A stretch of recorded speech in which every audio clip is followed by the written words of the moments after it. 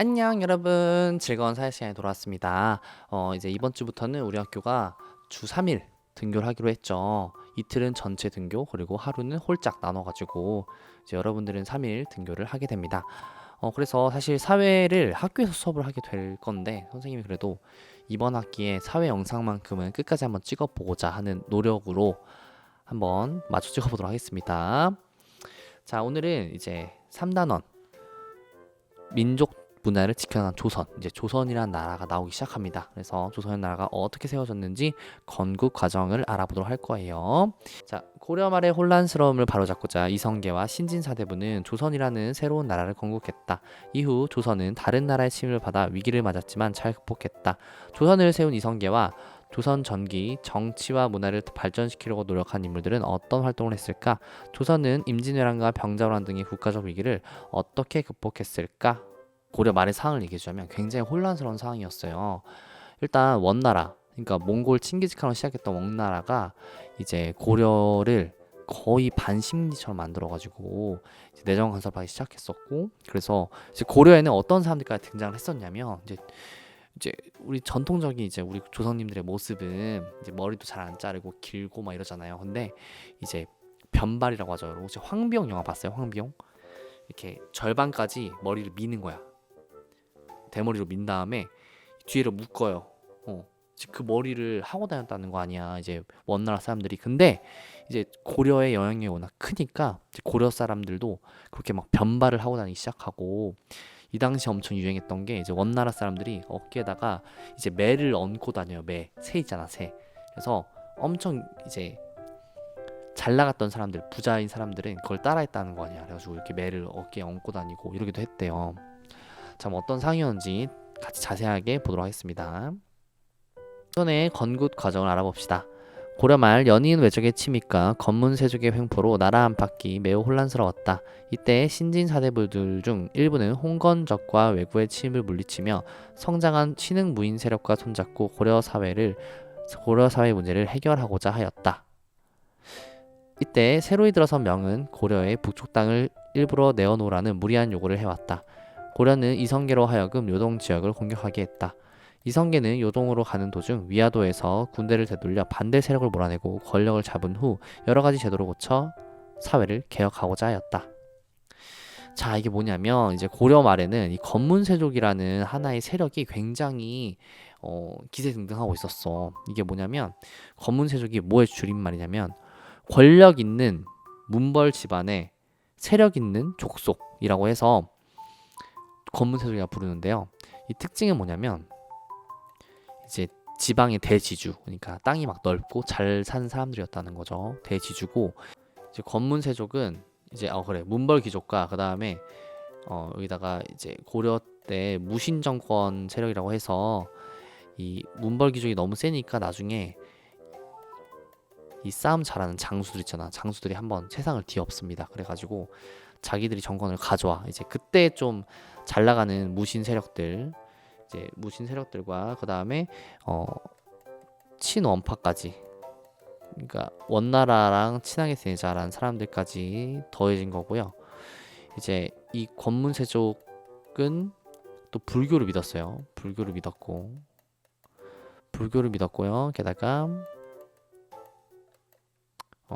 어쨌든 이렇습니다. 대지주였고요.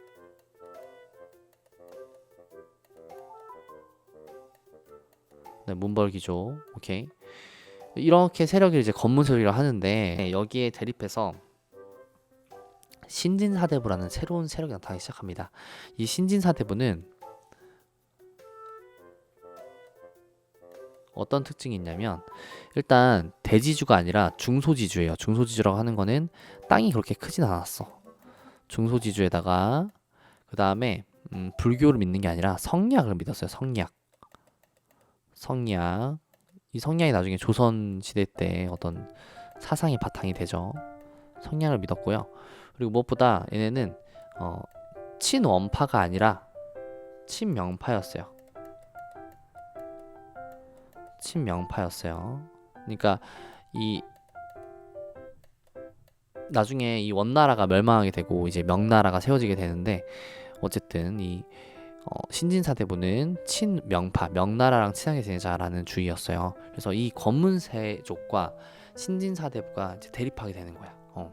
원래 있었던 고려 말의 권문세족, 근데 얘들은 약간 부패한 관리들 쪽이었어요.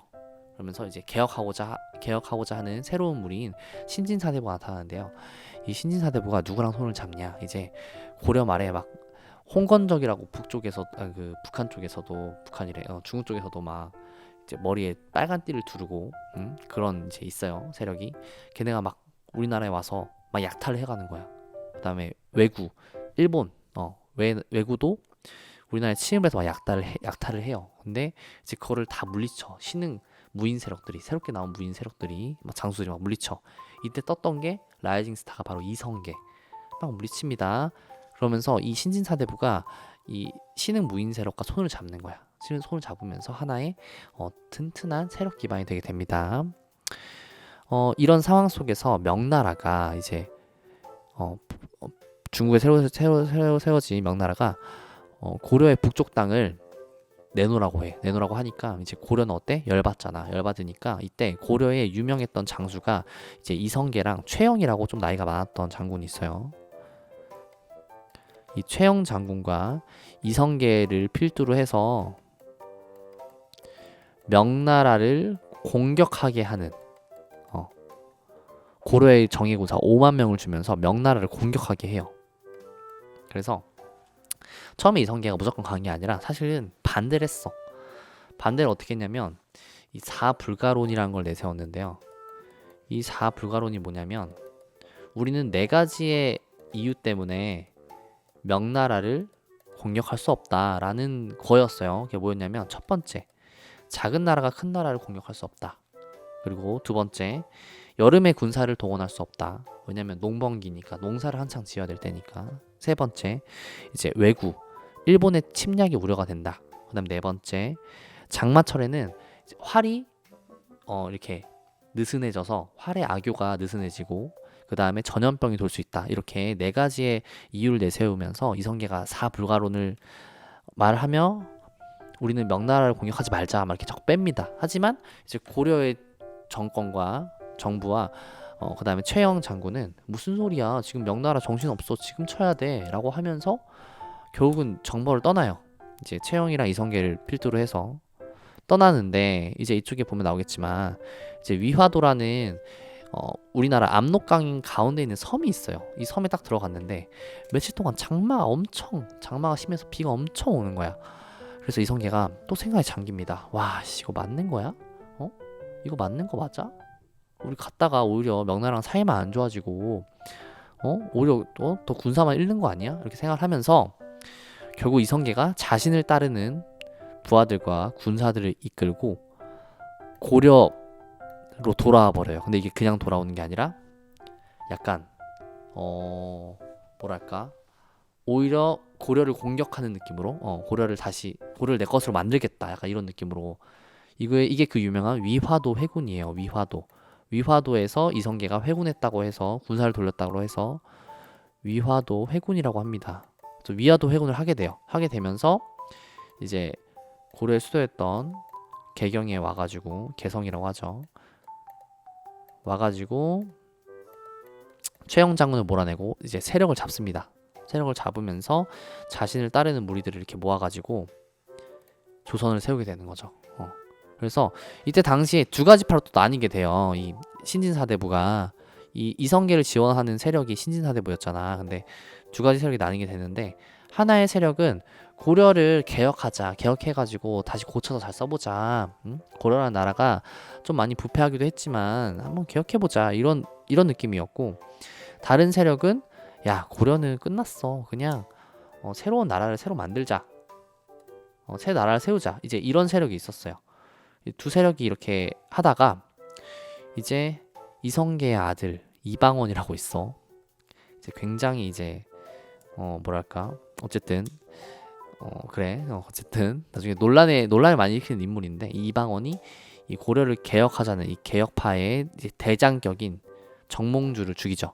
죽이고 나서 이제 조선을 세우는데 1등 공신이 되게 됩니다. 이렇게 나와 있죠. 신진사대부마다 달랐다. 정몽주는 고려를 유지하면서 개혁하려고 했다. 정도전은 이성계를 중심으로 새로운 왕조를 세우고자 했다. 이때 이제 이성계의 아들인 이방원이 정몽주를 죽여버리고, 그리고 이성계를 중심으로 고려를 멸망시켜 새로운 왕조를 열었다. 그리고 고려의 수도인 개경에서 오늘의 서울인 한양으로 도읍을 옮깁니다. 이 한양이 지금 오늘날의 서울인 거죠. 그래서 좀 더 남쪽으로 들어왔다라고 할 수 있는 거고요. 한양을 도읍으로 삼은 이유는 삼국시대부터 교통이 편리하고 지리적으로 많은 이점이 있었기 때문이다. 한양은 한강을 거쳐 물자를 옮기거나 농사 짓고 생활하기에 좋은 조건을 가지고 있었다. 이 한양, 그러니까 오늘날의 서울은 장점이 한강이 있잖아. 한강이 있어가지고 옛날에는 뭐 비행기도 없고 뭐 자동차도 없으니까 어떻게 했어? 막 많은 물자들은 이렇게 배로 날았단 말이에요. 배로 실어서.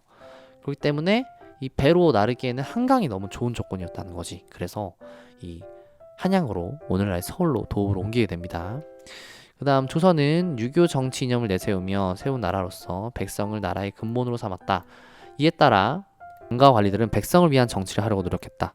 특히 왕은 충성스러운 신하를 뽑고 신하들은 바른 정치를 펼치려고 노력했다. 백성들에게도 나라에 충성하고 맡은 일에 최선을 다하는 태도가 강조되었다. 좀 이런 오늘날의 유교 정신, 성리학 정신 이런 것들을 다 조선시대 때 만들어낸 거죠. 뭐 인, 의, 예, 지, 신 이런 뭐 어질고 배려심 있고 예의 바르고 이런 것들을 조선시대 때 유교 이념으로 강조한 이념들입니다.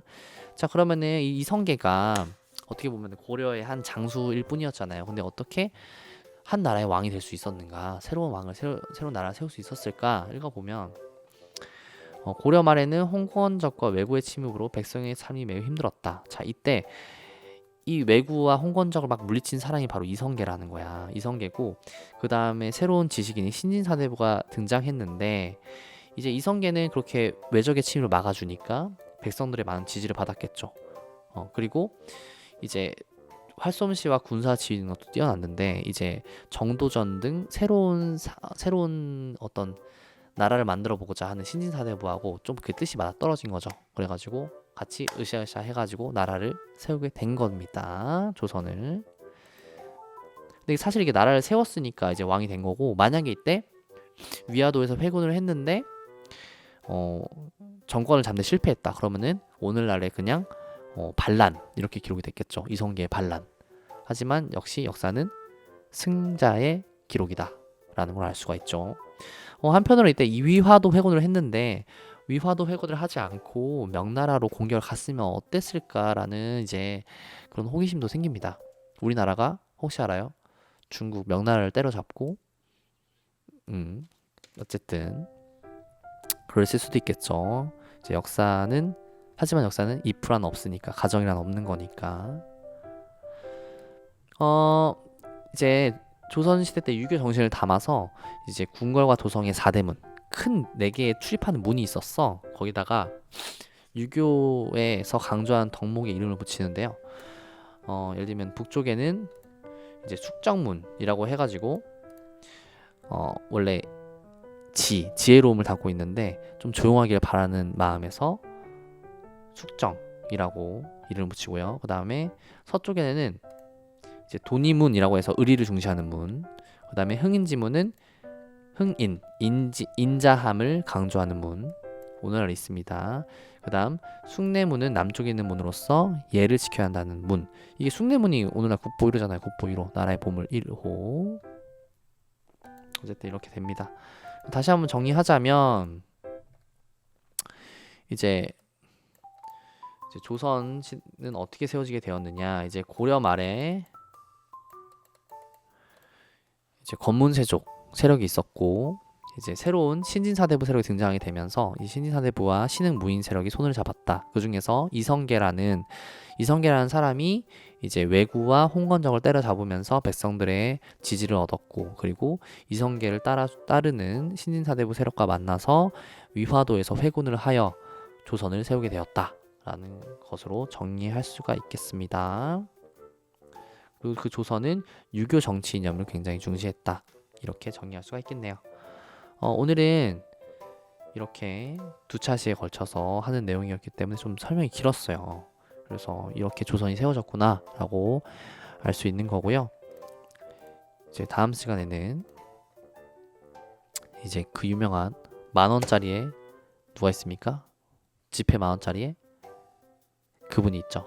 그분에 대해서 공부하도록 하겠습니다. 오늘은 여기서 마치도록 할게요. 여러분 안녕.